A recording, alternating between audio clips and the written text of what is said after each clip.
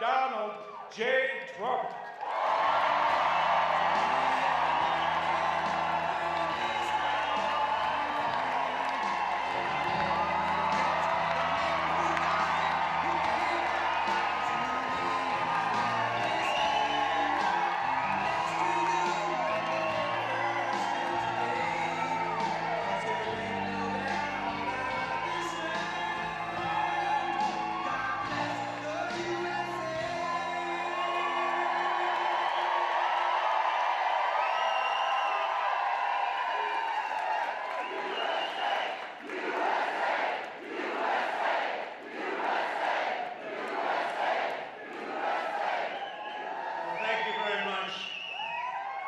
I feel like home.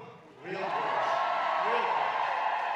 Great business. We love that business. I love that business. Every time I go down on this incredible beast. You know what the beast is? The world's most expensive car. It's really not a car, it's an army tank that rides better.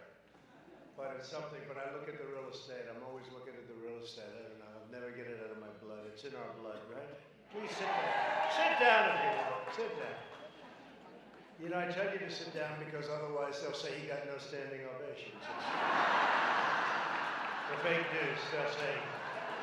The crowd didn't like his performance. They gave him no. I had that the other day. They just wouldn't sit down. So they said it wasn't one of his better speeches. He got no standing ovations because they never sat down. There was one.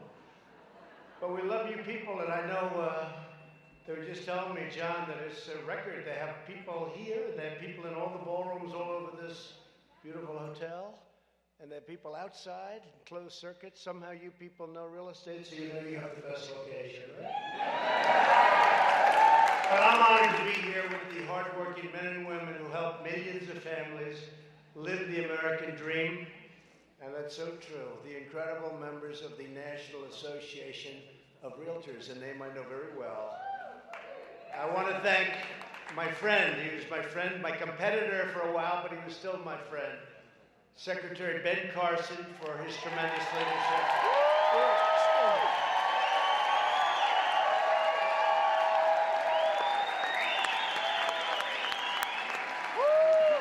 He's a great guy. When I put him in charge of HUD, first of all, he's a very smart guy, very adaptable. I said, Ben, what do you know about real estate? Not much. How would you like to head HUD? And you know what? It didn't take you long, did it, Ben? And he got some of the smartest people in the business, and they're doing a great job, and everybody's talking about it. Thank you, Ben. Great job. And I also want to thank the president of the National Association of Realtors, John Smaby. Where is he? Where is he? Hi, John. Please stand up. Thank you, John. Great job. Thank you, John. Popular. Where's CEO Bob Goldberg? Bob. Thank you, Bob. Respected guys. Vice President Tracy Casper. Vice President, I just met Tracy. Great family. Thank you, Tracy. And your entire team for everything that you do to support realtors around the country. I guess that includes me. I took a little sabbatical for 8 years. You know,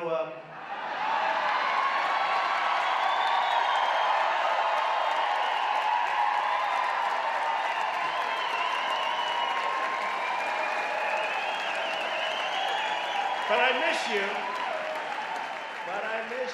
But we get you one hell of a tax cut, didn't we? Did we do? And the regulation cut may be more important. You know, we did regulation cutting where you couldn't build jobs, you couldn't build anything. You'd have a puddle on your land, and they considered it to be one of the Great Lakes of the world. So you'd have a puddle, and it had formed more than twice a year. A puddle. We used to call it a puddle. They called it a lake. It came in lake restriction. I actually had it happen to me. In Bedford, New York, I was building a development. I was going to build some really luxury, beautiful houses, very great area. And it kept, that's right, New York, New York. I'll tell you, they might be screwing up New York. We got to be careful, right? The taxes are going high. They're doing a mansion tax now. You know what that is, right? They want to be your partner. That's not good. The mansion tax, I just heard about that one. But you know, the environmental stuff was very tough. It was getting worse and worse every year. And I actually had this beautiful piece of land, 216 acres. And I was going to do something with it. And then I decided to do this. I'm glad I did this because I can help more people. But Tracy, they had a little area where water would sort of form when it rained. And all of a sudden I found out that I can't build on the land. Does that make sense to you? I can't build on the land because it was considered, for all intents and purposes, a lake. And how did people find out about the lake? My consultant told them, because this way you have to use your environmental consultant longer, pay him more money to get you out of the jam. Isn't that nice? I fired his ass so fast. True story. It's a true story.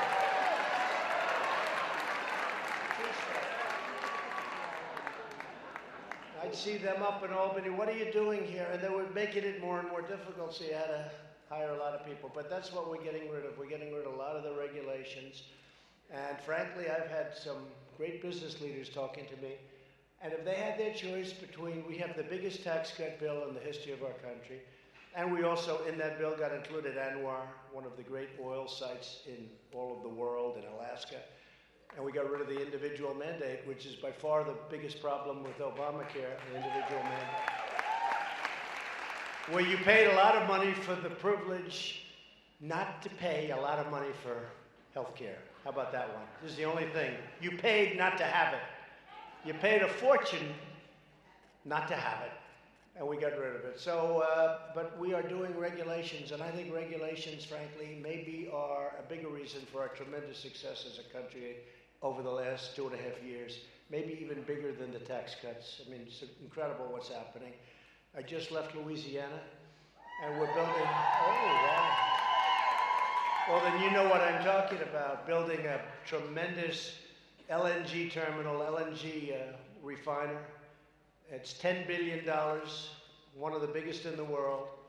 It must be a mile long. I've never seen anything like this. It's a building, but it's all pipes inside, all pipes. There's no space, there's all pipes. They didn't use any space, Ben. And I've never seen it, it's incredible. $10 billion, 10,000 jobs. Louisiana, now they're gonna do more of them. And if you look over the last 40 years, I don't think we built a refinery, or certainly we built very few of them. And now we have a lot of refineries going up in great locations, and it's really incredible. Nobody thought they'd ever see a refinery built, but we worked with the EPA, and we worked with people that were really stopping them. These people were in the process of getting permits for many, many years, and we helped them, and we got them very, very quickly, and they've invested tremendous amounts of money, and it's sold out. It's sold out. For 20 years, it's all sold out. See, that's no different than an office building. You sign a lease, and you get your financing, right? These people, they sign with countries, and they get their financing.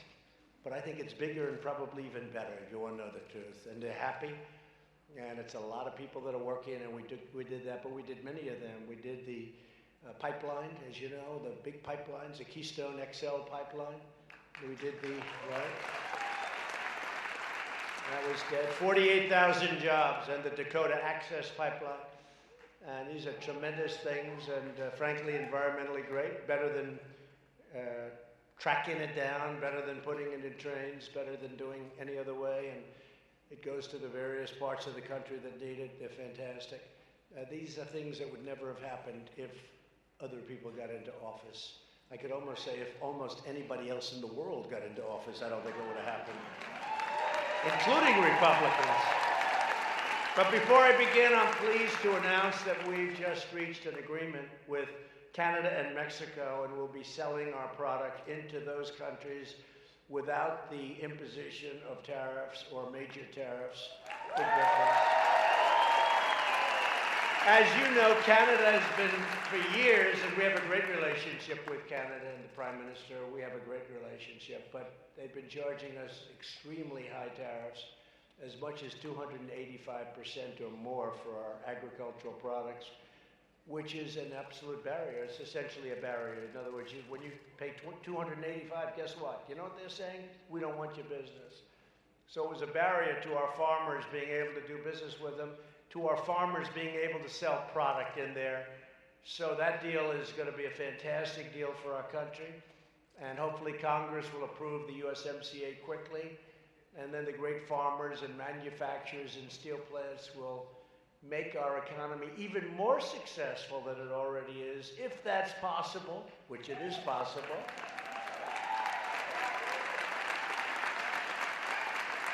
We could have the greatest economy in the history of our country. We could have, you look at the unemployment numbers, the best since 1969. And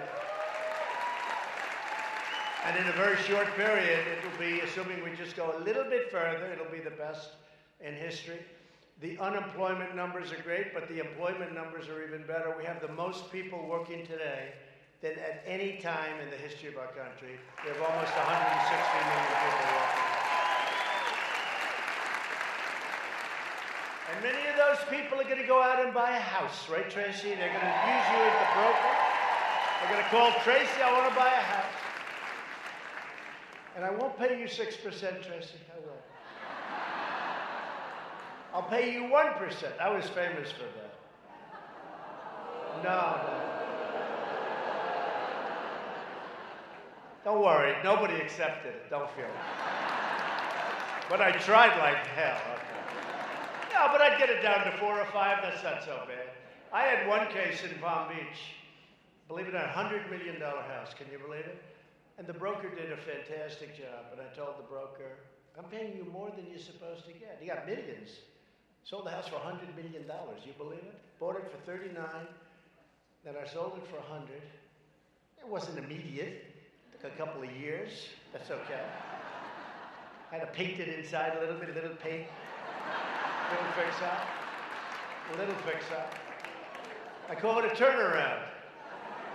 Because I had nothing to, I had a beautiful house, Mar-a-Lago, and I said this was one that came onto the market through really a tragedy, very sad situation with the owner had a tremendous problem.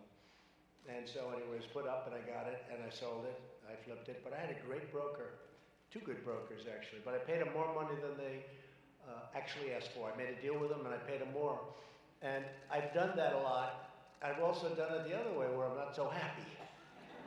Then I do a little, but I won't talk about that today. We'll save that for another time. But really, there's nothing like a good broker. I mean, you're no different than a great surgeon, a great anything. I mean, it's true. It's true. And you're not all brokers. You're realtors and you build and you rent and you lease, but you sell. And honestly, I've seen cases where you give it to the wrong person and you just sit and you just die with it.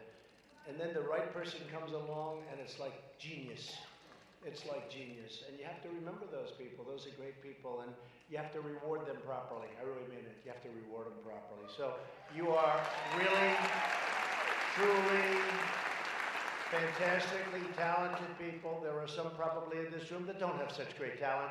You know who I am and you know who they are. But you have some tremendously talented people in this room. I know this business so well. I love this business. And you have people that can really do a job that very few people can do. And frankly, if you went into another business, you'd do great with that too. But there's something about the real estate world that's it's incredible. You just love it. It's in your blood. It's in your blood. So even as president, and that's why I tell you, even as president, I ride down those streets and I say, wow, is that place nice? Wow, what could you do with that? Look at that site. And then I said, wait a minute, I have to deal with China. Forget about this one. So I love your business, and we're here today because realtors play a special role in the American economy, and that's true. I would think it's the largest business in this country when you add it all up. You add up all the family firms and the big real estate firms and the single family home builders and the ones that do a lot of homes. I mean, thousands and thousands, but you add it all up and it's the biggest business. There's nothing close. It's bigger than oil and gas, which is big. It's bigger than cars, bigger than anything. As a group, you're a tremendously big business and a very powerful business politically because you have numbers. Numbers is power. When a young family needs room to grow, when a new job sparks a new adventure in a brand new, beautiful city, When parents want to find the right neighborhood and schools for their children, Americans put our trust in you, our great realtors, and that's true.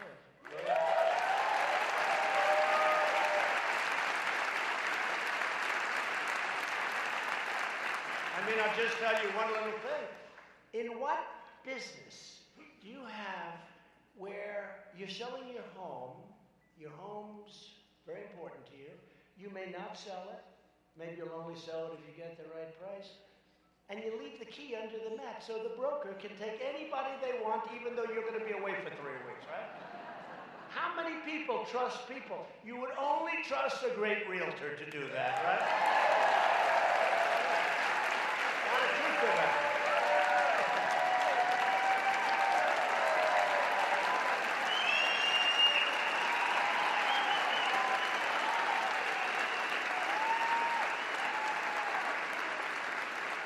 See, I have a speech, and I have great speechwriters, but they don't know this kind of stuff. So this is all, so far, this is all off cuff. But they don't know what I know, and they don't know what you know, because they write speeches, and our economy is great. But you've heard that before. But they don't know these kind of little things, right? And those are the little things that make you great. Home is where our hearts are.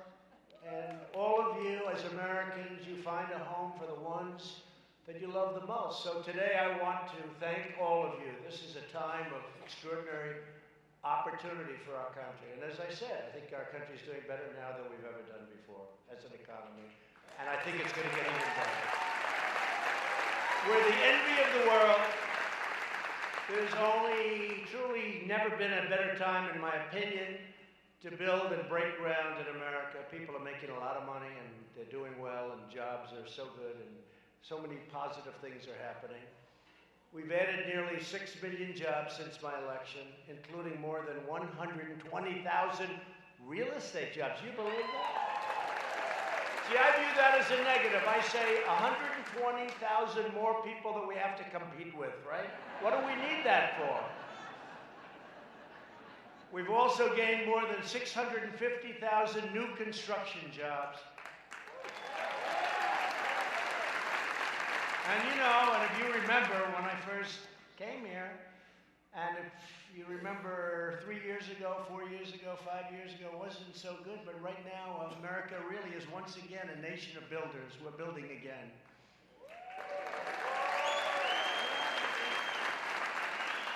More than 5 million Americans have been lifted off food stamps, and we're getting Americans off of welfare and back into the workforce.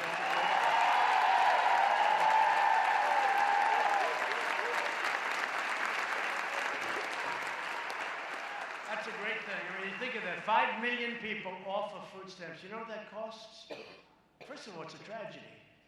But you know what that costs? So they're off, and now they're working. So they're actually paying taxes instead of really, it's costing a lot of money. Food stamps are very expensive. And very importantly, women filled more than 60% of all of the new jobs created over the past year. 60!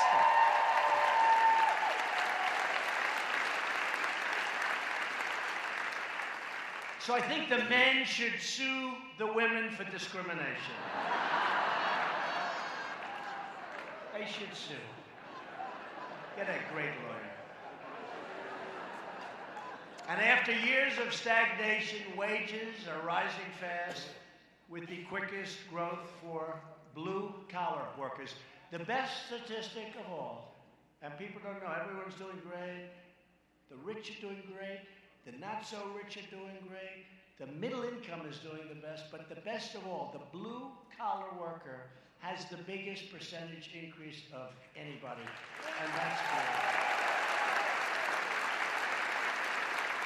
And these things didn't just happen by accident. They happened because we are taking out this power out of Washington, these bad people, and returning it to the American people where it belongs. Just think about Comey and his characters. Think about Comey and the gang. Drain the swamp. Drain the swamp. Comey, Brennan, Clapper, we're draining the swamp, folks. And you think it's easy? It's not easy. It's not easy, but we're doing it. We're getting rid of a lot of bad ones. At the heart of America's revival are the massive tax cuts that I signed into law a year ago. And they are like rocket fuel for America's economy. The typical family of four earning $75,000 is now saving more than $2,000 on their income taxes, money they can put toward anything they want to put it, including saving. Many small business owners are here today, and you can now deduct up to 20% of their business income, one of the most significant small business tax cuts in American history.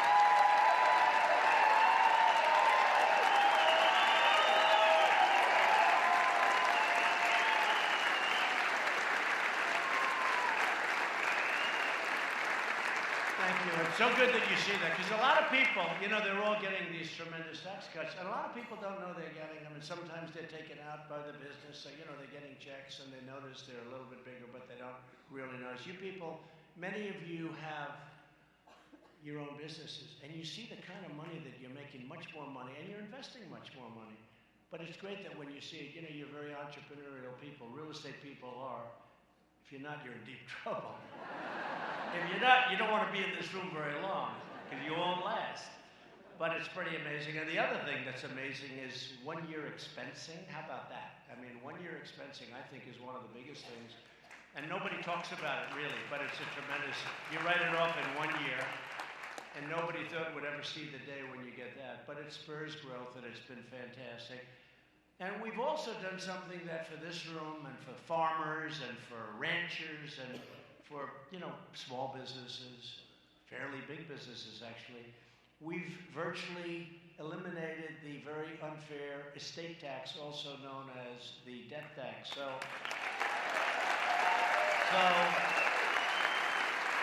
if you want to leave your real estate company to your child or your children, they like real estate, they have an aptitude, and you love them and they love you, otherwise don't do it, the hell with them.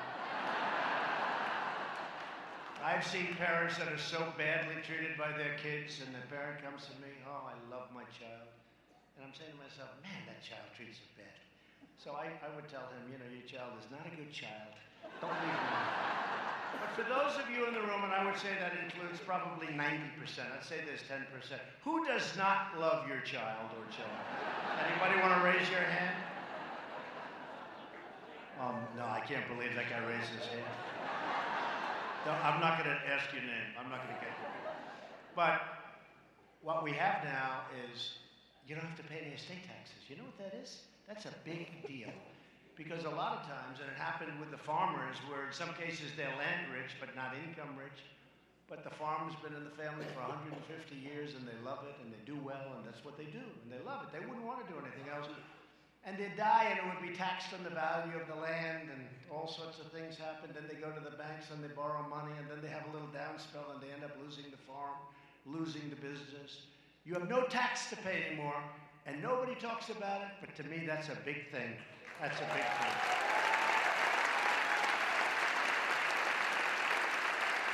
And thanks to the opportunity zones where Ben Carson's been working so hard. Right? Made possible by tax reform, we're making enormous investments in distressed communities. Tremendous. I will tell you this, and Ben, I think you can agree with me. He has to agree. By the way, if he doesn't, he will tell me. He'll stand up and say, sir, I disagree with you. It's amazing the way it's worked out. Do you agree? I had no idea. Tim Scott was very much involved, and we did it. And you know, I've been hearing about these things for 40 years. Oh, we're going to do this, we're going to do that. Nothing works. These things have become tremendously successful. Tremendously successful. In areas where money was never invested, very, very big, powerful, rich people are spending tremendous amounts of money. They have certain tax advantages, but we've got them to open their wallets, and the jobs that are being created in neighborhoods where people wouldn't go before. The opportunity zones, and it's starting to be seen, and it's starting to be written about. It's a great achievement for Tim Scott. It's a great achievement for Ben Carson. it's really some of the people that, the early people, Ben, that were, who else would you say, Ben? 4 or 5 people that really were in the front, the forefront. But you two, I say in particular. I'm going to get myself in trouble with the other 3, but I'm not going to bother because you people don't care who the hell they are. But they know they did a good job, right, Ben? They know they did a good job. So we're honored to be joined today by one of the patriots leading the charge on Opportunity Zone development, a fantastic man, a fantastic football player, by the way. For those of you that remember, he's still young. A longtime member of the association, Bob Turner. Bob, come on up. Let us know, come on. Let us have a little information.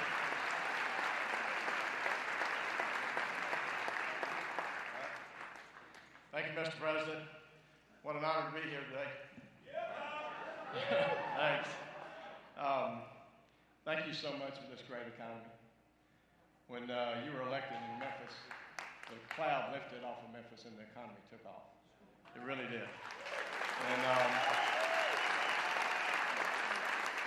the opportunity zones are creating so many opportunities for everybody across this country. And you came to Millington, Tennessee a couple of years ago. About a mile from where you landed, we own 47 acres that are in the opportunity zone. We're developing 247 units of apartments, and we're building 71 single-family home lots on this 47 acres.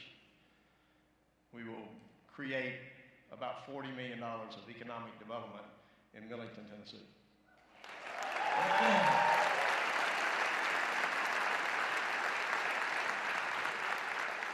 Millington has not seen any new developments for over 10 years. No new apartments, very few houses, and it's home of the Naval Air Station, Naval Base, with your fine patriots.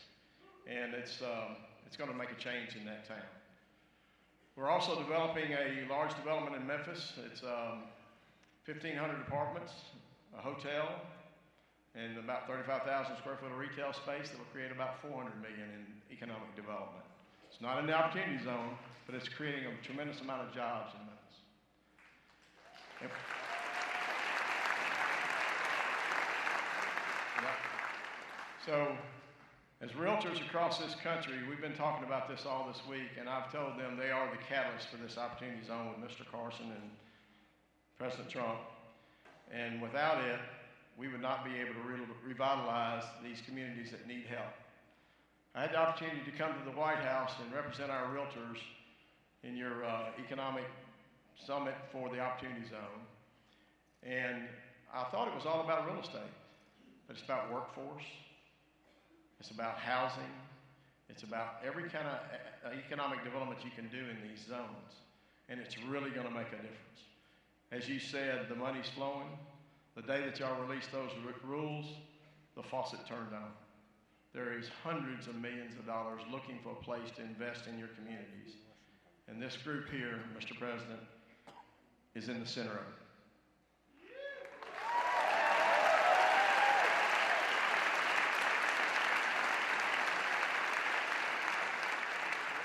Our realtors are going to create this situation in every city and town across the country and be the catalyst for building these opportunity zones out to put people to work and put people in homes and revitalize our nation.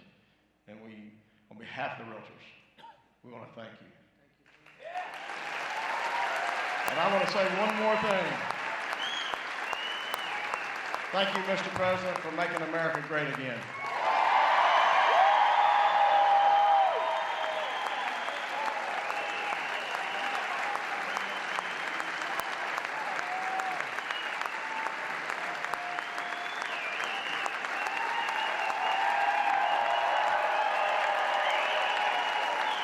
Bob. Wow, that's from the heart.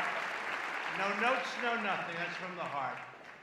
And I have to tell you, a man who just arrived, I introduced him, but I'm going to ask him to take a little bit of a stand, your president, because John Smaby, you really wanted Trump.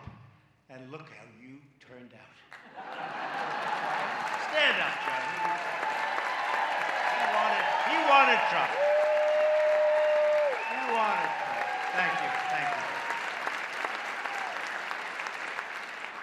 Great job, Joe. So as our economy booms like never before, we're lifting millions of our citizens from welfare to work, dependence to independence, and poverty to prosperity. But as everyone in this business knows, nothing kills economic growth faster than government bureaucrats, regulation. With all that power and not enough common sense, lots of bad things can happen quickly. And that's why we're waging a historic deregulation campaign that especially affects the real estate business. And that's liberating our citizens from bureaucracy and freeing our economy to soar higher than ever. And it can continue to go up. To see the disastrous results of overregulation, you take a look at what's going on in California. Housing costs are among the highest in the country. Development restrictions make it sometimes impossible to build what they do. I mean, years and years of turmoil. I have one job. It's called the Coastal Commission. Oh, they're fun to deal with. If you're really good, you'll have your permits within 20 years or not have them within 20 years. We vote no. Wait a minute, we've been looking at these things for 20 years. We vote no. How about that? How about when you're looking at a permit, you've devoted millions and millions of dollars, and you go into that hearing after years, and you have no idea if they're going to vote yes or no. And oftentimes they vote no. So we're trying to end that. State and local regulations can easily add $200,000 to the price of a single home. And it's no surprise that in California, and I don't want to single them out, but they have a train going up now. You know, this fast train, you heard about this disaster? I mean, you people know how to build on time, on budget, preferably ahead of time and under budget, right? This is a train that's not working out so well. It's a fast train, but not a bullet train, so it's not that fast. And it was going to go from San Francisco to Los Angeles, and then a thing called cost overruns happened. And many of you know about it as well. It's in the thing today, because I said, we're not paying any more money for it. California's lost control. And it's an incredible thing. It's got to be a straight run. And they build a section, and then they build another section way away, and then another section. And then they want to hook it up. It doesn't work. You can't hook it up.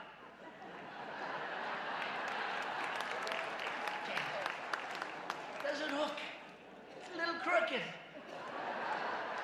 The train doesn't go good that way. So they say, let's rip the sucker down and we'll start all over again. This is like a catastrophe. Like hundreds of millions over budget, totally out of control. And we told we're not gonna do it. I mean, we're not gonna. It's been under construction forever. So think of this. Think of this. It was going from San Francisco to Los Angeles. Now, the price had to be very, very high. Much more expensive than Southwest Airlines, which goes in 1/3 the time. So I said, wait a minute, what are they doing? You got an airline that goes from San Francisco to Los Angeles, much faster, and it's at less money. So how does this work? And again, it's not that really fast train, it's just a fast train. Meaning it's slow. Meaning it's obsolete, right? You know, it's obsolete before, if you're gonna do it, you do the bullet train, you do the really fast deal. So it's obsolete before they start, but they had a way of doing it. They were gonna show me the governor, a nice guy, nice young guy. Talking about forests. Clean up your forests. You won't have forest fires. Clean them up. He blames it on global warming. I said, no, try cleaning the floor of the forest a little bit. So you don't have 4 feet of leaves and broken trees that have sit there for 25 years. Try cleaning the floor of the forest. You won't have forest fires. And I got killed for that. It's called forest management. I got killed for that. And then about 3 weeks later, they announced I was right. Because I was out there last year, and what I saw was so horrific with some of the fires. So many people killed. The fire was, you talk about bullets, the fire was like a bullet. So on the train, they have a solution. The solution was, we'll make it shorter. So instead of going from San Francisco to Los Angeles, beautiful, right in the middle, they cut all of that out. They cut all, and now you go from this tiny little town to another tiny little town for billions of dollars. And they think they can do it for just billions of dollars more than the original projection. These people are crazy. So I told the great Elaine Chao, Secretary of Transportation, doing a fantastic job. I said, Elaine, it's over for them. This has been going on for many years, long before I got there. I would have told them, I would have said, listen, if an airplane's much faster, what are we doing? No, what are we doing? And I also would have done the super modern thing, and we would have had it built on time, and we would have had it built on budget, and it just didn't work out that way. It's a mess, and we're not paying any more money into that one. That's a disaster if you've ever seen it. Make it short. How do you like that, John? Is that a good idea? Cut the big cities out, a little too much, too expensive. Let's make it like real short. You have 3 people on it a day. So we're reversing years of calamitous trade policies that gutted the American middle class. Nearly 2 decades ago, politicians in Washington placed China into the WTO, the World Trade Organization, one of the great catastrophes in the history of our country as far as trade is concerned. Between that and NAFTA, you had 2 real beauties. Allowing it to largely do whatever they want to do to the American marketplace. During that time, we lost nearly 1 in 4 manufacturing jobs and racked up trillions and trillions of dollars in trade deficits. But those days are now over, folks. And we're taking action. And you see what's happening. I don't have to talk about it, but it's expensive for them, and it's going to have to be. It's going to have to be. We actually had a deal, and they broke it. Okay? I mean, I'm used to that. I've done it many times myself. But we had a deal, and they broke it. But I try to do it a little bit nicer. Ben, I try and take the lumps out, you know? Try and nice and easy. Just let's have dinner. Let's talk about it. I want to retrade you. Let's talk about it. But they took out a lot of the things that we negotiated that were done, and I said, you can't do that. Sorry, you can't do that. You've been doing that too long to our poor presidents that had no clue what was happening. And you can't do that. So we're putting tariffs. We have 25% tariffs on $250 billion, and they're paying it. And believe me, you know, so many people say our people pay a little bit, but it's worth it. It's really worth it. But, you know, China subsidizes these big plants, so it's not really coming, and they keep the price the same, and they subsidize it. And also, you take a look at what's happening. If we build here, there are no tariffs. You know, people don't realize that. If we build here, you know, right now you become dependent on buying things from outside. If we put a little factory or whatever to make whatever product they're buying, and a lot of people are now looking at it. And the other alternative, you buy from another country where they're not tariffed, where they're treating us more fairly and we don't tariff them. So it's hundreds of billions of dollars. And out of that, we're going to give a portion of it to our farmers because these are great patriots. These are people that don't want anything. They just want a fair playing surface. And our farmers are going to do really well. I mean, they're doing well. But they're going to do really well.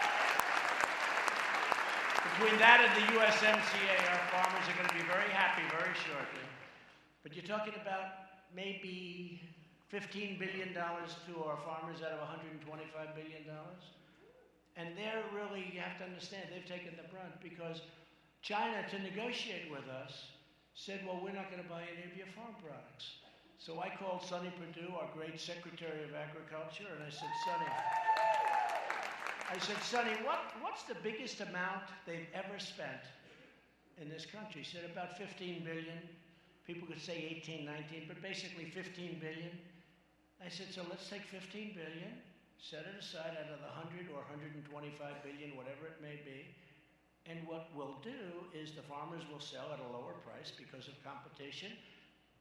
And what we do is we make up the difference. We have a little bit of a difference, we make up the difference. So they do great, we do incredibly great. But you have to understand, they use the farmer because the farmers were all for Trump.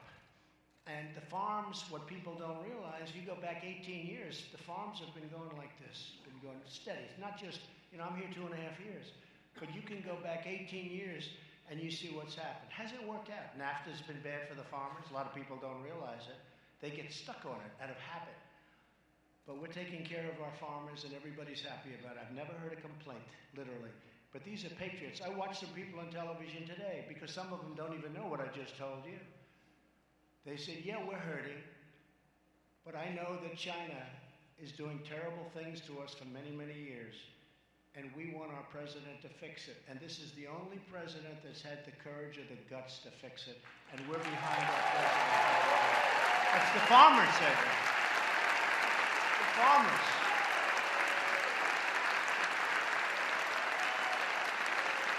That's the farmers.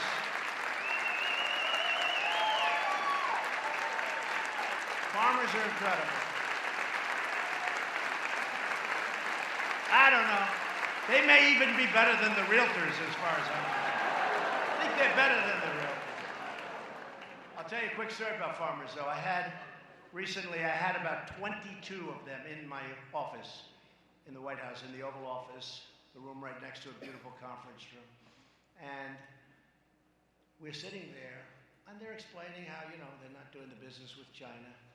Then frankly not doing the business with Canada and Mexico, because immediately, in order to negotiate, they stop buying from the farmer, right? Because that puts political pressure, They think it's very unique. It's not unique at all. But I said to them, so how are we doing? They said, well, we're not doing well. I said, well, we're going to help you. We're going to give you subsidy. I'm going to try and get you subsidy. And one of them looks at me and says, sir, we don't want subsidy. We don't want a handout. We don't want that. I said, you got to be kidding. You're the only group that's ever said that to me. Countries come in, they want help.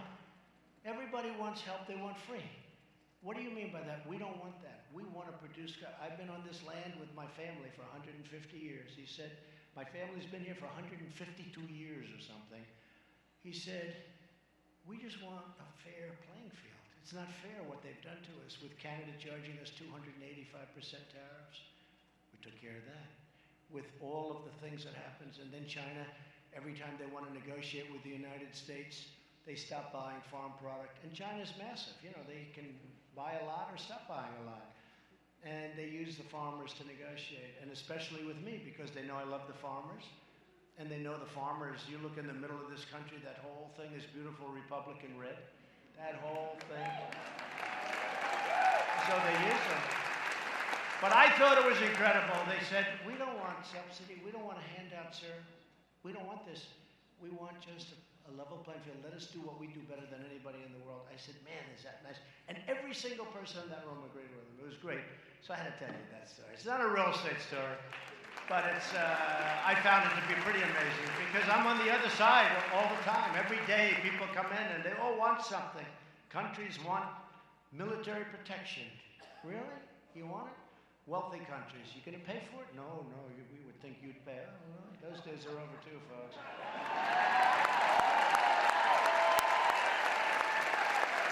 Those days are over.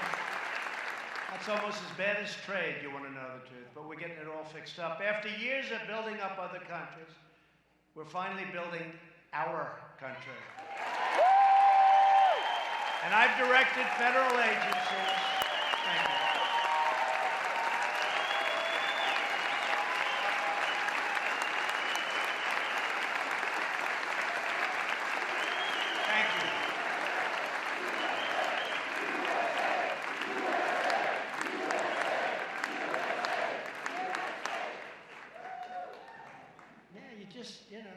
Smart people. Aren't we, hey, seriously, aren't we tired of being ripped off? We're being ripped off. I tell people about NATO. NATO's fine. But I got them to spend $100 billion more. We were paying essentially for most of NATO. I got them to pay $100 billion. And believe it or not, that's not nearly enough. It's big stuff. But the European Union treats us, I would say, worse than China. They're just smaller. Can you believe it? They have trade barriers. They don't want our farm products. They don't want our cars. They send Mercedes-Benzes in here like they're cookies. They send BMWs here. We hardly tax them at all, John. We hardly tax them at all. Yet you want to send our cars over there? Forget it. You want to send our agricultural products over there? Oh, I'm sorry. We don't want them. We have our own farmers. It's a very unfair situation. Medical equipment's a big business, believe it or not. You know, all the big equipment, medical stuff. We make the best in the world. Well, they changed the standard so that our equipment doesn't qualify. They made it not a higher standard, just a different standard, so that our equipment now doesn't qualify without these companies going and spending a fortune to make equipment that's not as good. So it's a very unfair thing. So we protect them. We spend hundreds of billions of dollars protecting them, and then they take advantage of us on trade. It's not fair. We lost $180 billion with the European Union. And we all love Europe. We love Europe. I think they got to be careful with Europe, frankly. But we all love Europe. But it's not fair the way they treat us. I just tell you that. I've directed federal agencies to drastically accelerate the approval process for new roads and bridges so that our families can get where they want to go safely and our economy can keep running full speed ahead. I mean, highways that were taking 21 years to get an approval. There's a highway in the state not so far away. Took 20 years to get it approved. And they had an opening fairly recently, not a big road, it's sort of not even a highway, it's less than a highway. But by the time it ended up, it was 20 years late. They spent tens of millions of dollars on environmental impact statements. The road was a dead straight road, the first road, dead straight, so that if you had a rough night, you can go straight. Now it's a road that goes this way. Because of nesting, different things nesting. Who the hell knows what's nesting, but whatever it is. So the road ends up being twice as long and curving like hell, and unless you're 100% sharp, you're in deep trouble. They got these barriers, right? You know, the barriers, you see, wow, wow. So my father and I would have built that thing for nothing. And it cost, I mean, hundreds of millions of dollars. And just years, and you look at the environmental impact statements. I actually brought one to one speech. I brought one, and it was literally, it was this high, and there were like 3 other sections. It was just nonsense, okay, just total nonsense. So we're stopping that. We're trying to get it down. It takes 17, 18 years to get a highway approved. We're trying to get it down to 1. We have it down to 2. We think we can get it down to 1. And we're getting rid of the quadruples. You know, you have many quadruples. You have some where you need 10 agencies to approve the exact same thing. So let's say you're doing really well. You get Carson to approve it. You get all these different people to approve it. And then you have one agency you can't get. That's the end of that project. So we're simplifying it, and we've done, I think, Ben, a great job on that. And we have it down to a much lower number, probably 2 years. We'd like to get it down to 1. And it may get rejected. You know, if it's not environmentally good, if it's not good, we'll reject it very quickly, but at least you know. So we've done a good job with that, very good job. I think, again, a lot of jobs are being created. A lot of people are doing things that they never thought they could do before. We freed local lenders from the heavy-handed regulations also. You know what was going on there. That were crushing community banks and threatening the housing market. Pocahontas had an agency that was, I mean, she was a disaster. She enjoyed destroying these local lenders. I mean, I think she got pleasure out of destroying beautiful local lenders who have been lending to your clients and probably yourselves for years, and they were going out of business, and they were living in fear. Pocahontas, that's another beauty. She's doing really well so far, isn't she? Her and her beer commercial.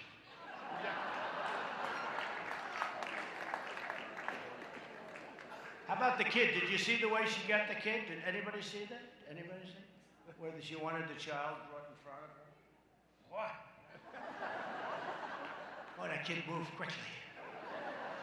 Nah, she's got a lot of pent-up anger. She's an angry person. But you know what? Making it very tough on people that you know exactly what I'm talking about. And now we have that running beautifully, and they're loaning, and they're nice people. You know, they're nice people again. By some estimates, under the previous administration, CFPB regulations cost credit unions a stunning $6 billion. Well, that's what we're talking about. That was her baby. And she had the man that was in charge of that running in the great state of Ohio. But Mike did a good job, and I did a good job. We fought, and your current governor came from behind, and he was down by 6 or 7 points with a couple of days left. We went out, we made a rally like you wouldn't believe in the great state of Ohio, and he ended up winning by 6 or 7 points. And that was a great day for Ohio. We love Ohio. That was a great day. Last year, we rolled back the Dodd-Frank regulations that were crippling local banks that millions of home buyers and small businesses rely on.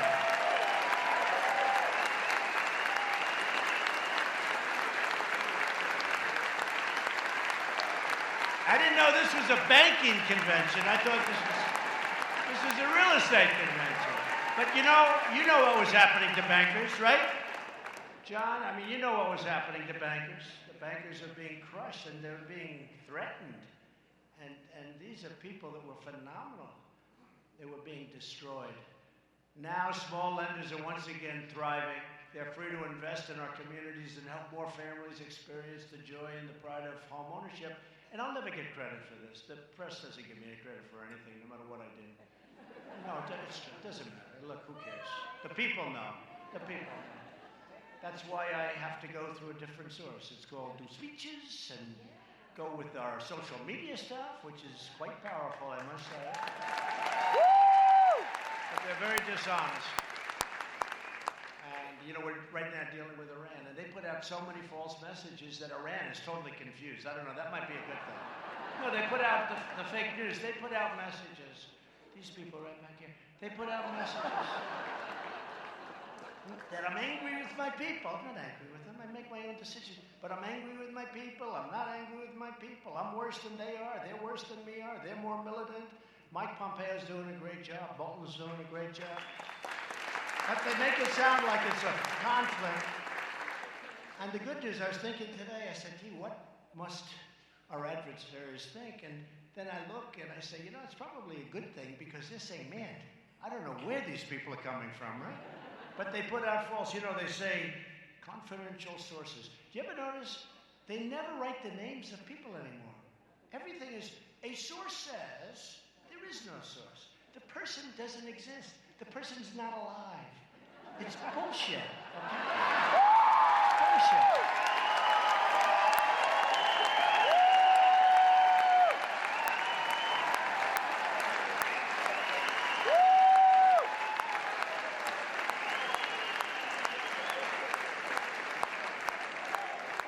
Three people who were at that meeting, you know, meeting of like 7, 3 people have confirmed that this happened and that happened. There were no 3 people. They make it up. These are bad people. These are people. That's why I came up with the term, fake news. It's a good term.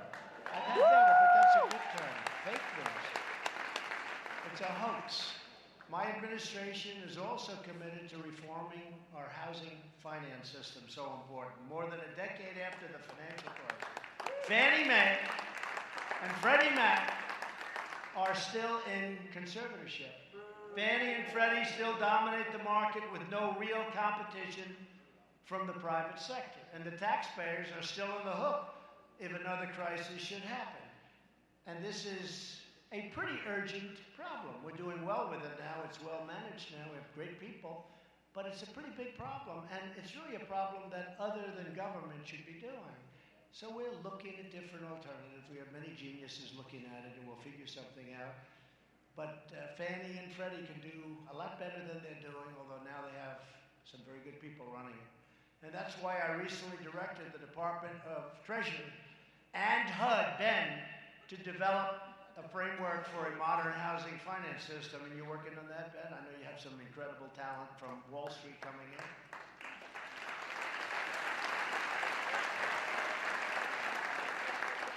We actually call on very smart people, you know. Somebody said, why are you using Wall Street? I said, because I want to get very smart people. I want to get people that do this.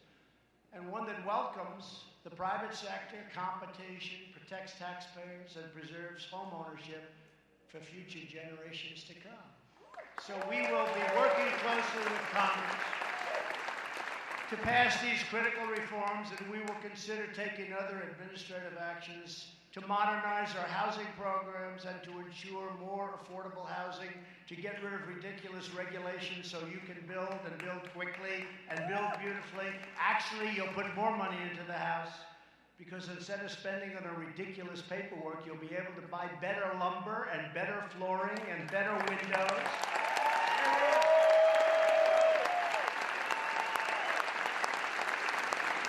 And just as we believe that every American should have the chance to own a home, if they work hard and follow the rules, we'll also believe that every American should have the right to choose their own health care. We're going to become really the party of health care. That includes our newly created association health plans that a lot of you are using. And just very quickly with us today is Teresa Beth McKee, Chief Executive Officer of Nevada. I love Nevada. Nevada Realtors. Come on up, please, Teresa.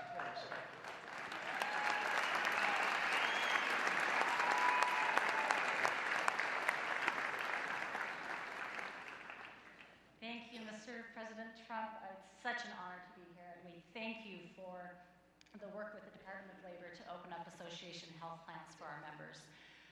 In Nevada, we have statewide association health plans offered for our members from Nevada and Las Vegas. We cover currently over 1,000 lives in just the last couple of months that we've had this open. 27% of those people were uninsured before our plan, completely uninsured. For those that were insured, they are saving an average of $150 to $300 a month.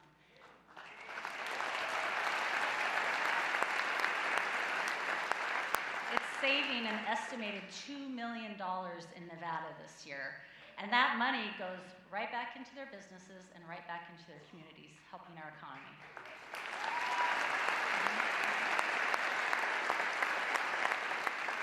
I have one member who could not afford to insure his family. He let his health lapse, needing urgent hip and back surgery. When he was able to finally get this affordable, full coverage care in Nevada under the association health plan, he was able to, in his words, get back on track, be the breadwinner for his family again, and make himself great again.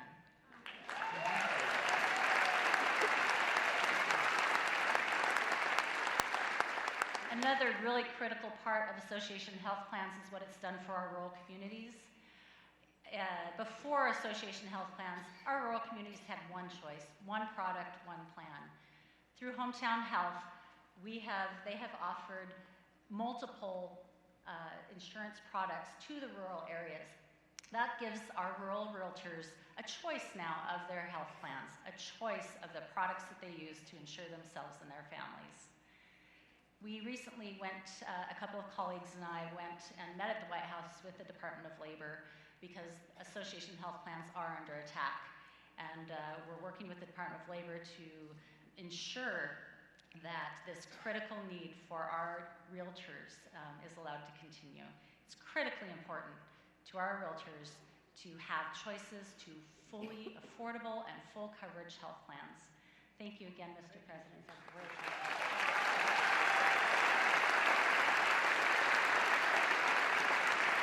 Thanks, Teresa. It's a great state, too.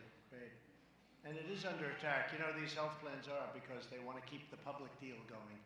And it's a shame. And they're fighting it so hard. But we're going to win, and we are winning. And it's saving a tremendous amount of money for firms, but it's also getting great health care like you haven't had before. And we also have to protect the 180 million people with private health care. They want to destroy that. I must tell you, we have an election coming up that's going to be very important for you people because they want to take it away. They want to bring your taxes up to 80 or 90%. They started a couple of months ago at 70. But they really mean 80 or 90 or 95, and that won't pay for it, by the way. That won't. You need twice that.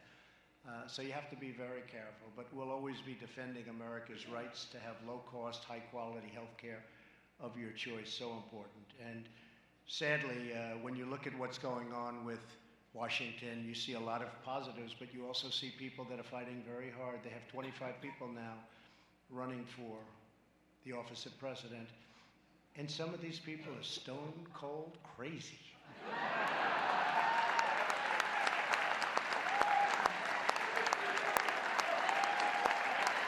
I mean, they're promoting the biggest socialist takeover in the history, really, of the world. Because if you think, I mean, this is the United States, and they have a $100 trillion Green New Deal. Nobody has any idea what the hell it is. They know that you can't take a plane anymore. You have to take a train to Hawaii. A train to Australia, and a train. Hey, if they can't build from San Francisco to Los Angeles, what's going to happen when they say, let's build a train to Europe? Let's build one up to Europe. We'll go a fast train. 100 miles an hour. Let's see. Well, a plane goes 6, so you got a long trip in a train, I'll tell you. This is crazy. This is crazy. But I don't want to hit it too hard. I want to save it for the election because I don't want them to change. I don't want them to change. I don't want them to have time to pivot. I want them to go with this stuff. But we still have to be careful, and it'll never happen as long as I'm president, so you can bet on that. So just to finish up, you're friends of mine. I know a lot of people in the room. And home ownership and what you do as realtors and as real estate people, this is a part of Americana. This is a great, great thing you do. You work hard. You love people. You love this land. You love this country. You take care of employees. In some cases, you are employees, and you love the person that takes care of you. But you're very, very special people. I know so much about what you do because I did the same thing. Can you believe it now? It's almost 3 years. Can you believe this? Who knew this was going to happen? It just shows how smart you are when you can go and do this. And they say, but he doesn't have any experience. But you know, intelligence is a very, very good substitute sometimes. And I'm gaining a lot of experience very fast. I have a lot of experience. And I had a lot of experience because I was in your business. And you do everything. You build, you lease, you rent, you negotiate. You deal with foreign people. You deal with people that live right next door. You do everything. You're very smart, and you love your business. And I loved being here. And John and everybody, thank you. And Ben Carson, thank you. And this was great. And go and enjoy your lives and keep building, and we'll keep the economy strong so that you will go on and on and on. Have a great time. It's been my great honor. Thank you very much, everybody.